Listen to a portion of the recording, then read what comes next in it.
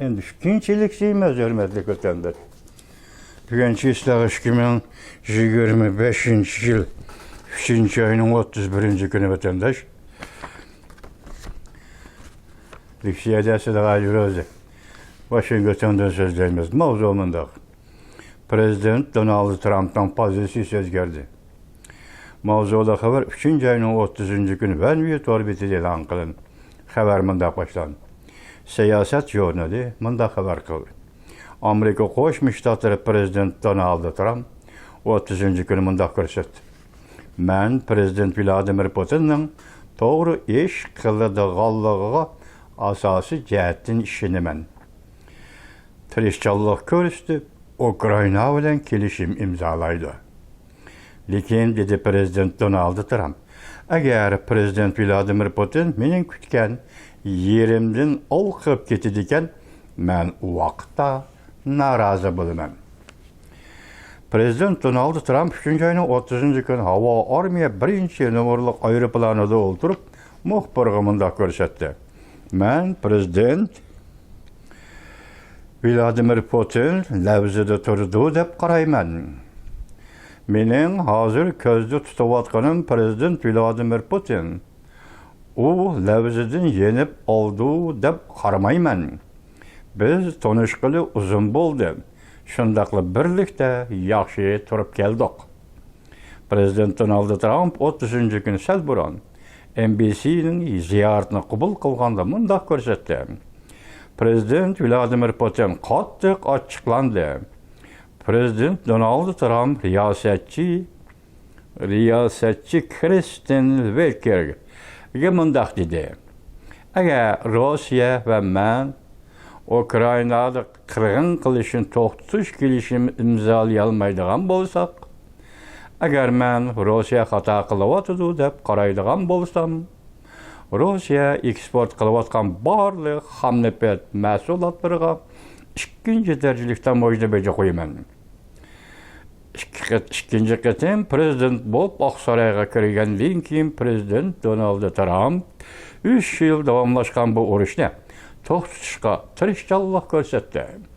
Ikki taraf Amerika, Rossiya ko'p taraf muzokaralashgan bo'lsa-mu, texnicha toza degizak bosish hosil qila olmadi. Siyosat orbit xabar qilib mundaq ko'rsatdi. Prezident Donald Trump radio televiziya shirkati NBC'ning orbitida fikr qilganda, prezident hozirgacha prezident Vladimir Putinga konkret cheklik vaqt ko'rsatib bermadi. Prezident Donald Trump mundaq ko'rsatdi. Bu chek ro'yxatdagi eng oxirgi vaqt chekidir. Agar ular so'rampalozlik qilyotdi deb o'ylaydigan bo'lsam, men norozi bo'laman. Arvaqda 4-oyning 20-kunidan burun kelishim imzolanishi kerak deyilgan edi. Bugünkisi ro'yxatga chekdimi? Men kutyapman. Ro'yxatni jiddiy kutyapman. Mening ro'yxatni kutishimning bir cheki bor. Chekdan olqib ketma prezident Vladimir Putin degan so'zning ma'nosi bu. Ya'ni 4-oyning 20-kunidan burun kelishim imzolashing kerak degan so'zga bevosita berilgan ishorat. Vatandaş biz shunday o'yladik. Shunday ta'lil qilamiz. Endi yana bir xabar vatandoshim. Bu xabarimiz qanday xabar desangiz, bosh ustida guldirma ama. Beijing qo'rqib turgan ish oxiri yuz berdi. Mavzuda xabar 3-oyning 29-kuni Vanview orbitida e'lon qilindi. Xabar mundaq boshlandi. 3-oyning 27-kuni juma Davlat Majlisi Tashqi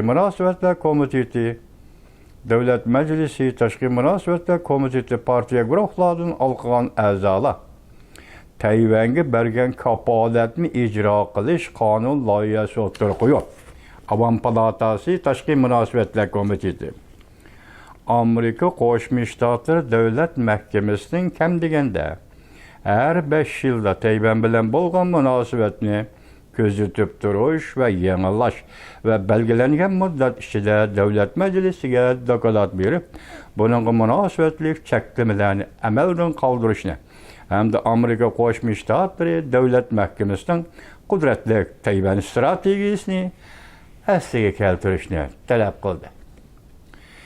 Tayvan markazi agentlik xabar qilib bunda ko'rsatdi. Kengash palatasi Tashqi munosabatlar komiteti Cumhuriyetçiler Partisi mensubu senator Khan'ın Xitay tilini aldım, İngilizcesini bölümünün vatandaş Xitay tilini işlettim geçiremini. Senator Khan'ın hem de Demokratlar Partisi mensubu senator Connors oturup koygan Tayvan'a bergen kapalatni icra qilish qonun loyihasi tekshirildi, ma'qullandı. Avam palatası 2023 yıl bu qonun loyihasi yuqori ovoz bilan ma'qullagan.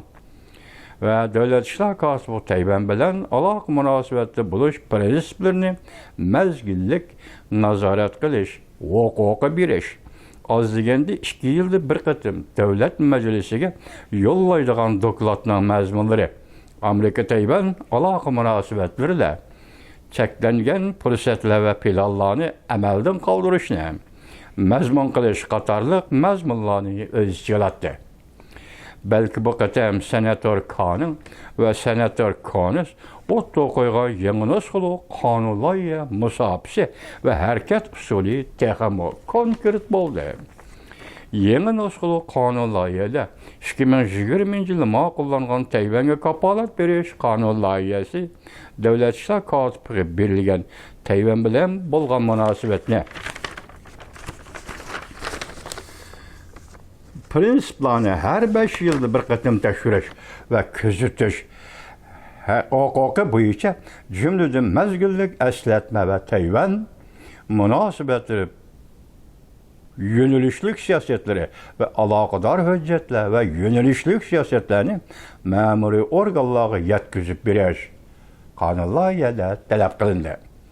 Amerika Qo'shma Shtatlar prezidenti Donald Trump vazifa o'tagan birinchi mezgilda Amerika Qo'shma Shtatlar o'zi cheklagan Tayvan bilan bo'lgan aloqa munosabatlar cheklamasini amaldan qoldirib, Sayya ministerligining ministerini Tayvanga ziyoratga avatib 1979 yılı Amerika Tayvan diplomatik munosabatlarni uzgandan beri ki Tayvanni ziyorat qilgan Amerika amaldorlari ichida darajasi eng yuqori amaldor hisoblangan edi.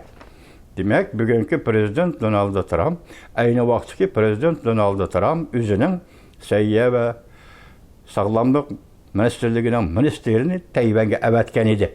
Şu vaqt sizlarga so'z degan edik. Bugün bu gapni yani bir qatim takrorlabdi vatandaşlar. Demek bu yerda Prezident Donald Trump'ning Tayvan ko'ngil bilishi degan gap chiqyapti vatandaş.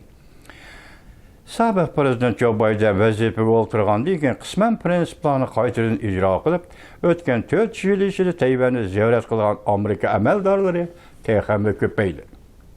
Növbətdə Tayvan to'g'risida burun bir qancha qonun loyiha o'tirib qo'ygan Davlat ishlar kotibi Marco Rubio oldida tashqari dunyo Tayvan bilan bo'lgan munosabatlarni o'zini cheklashning kelib ketishiga qattiq diqqat qilmoqda. Demak, Amerika amaldorlarining Tayvanga berishini cheklashning kelishi qanday, ketishi qanday.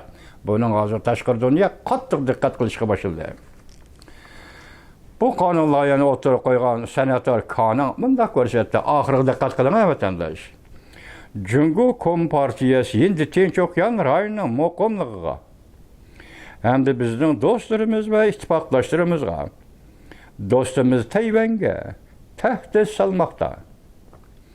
Va Jungo Kompartiyasining bunda tahdidi kun sayin o'zgarib kelyapti. Bizning diplomatiya siyosatimiz bundoq o'zgarishga yetib elishi kerak. Yetib elishi kerak. Senator Khan'ın yani bunda ko'rsatdi. Bu qonun loyiha Amerika Qo'shma Shtatlar Davlat Mahkamasining qudratli Tayvan strategik siyosatini asliga keltirishga yordam bo'ldi. Tushundingizmi? Devlet Mahkemesi stratejilik siyasetini esir keltirdi. Devlet Mahkemesi'nin siyaseti nemedi, Tayvan siyaseti. Bunu esir keltiriş için bugün biz bu kanun layihini makuladık. Bu kanun layihi bunun yardımcı buldu. Nahiyeti nazik cümle, cuma vatandaş, bek nazik cümle. Mahkemesinin kudretli Tayvan'ın stratejilik siyasetini esir keltirişine yardım buldu.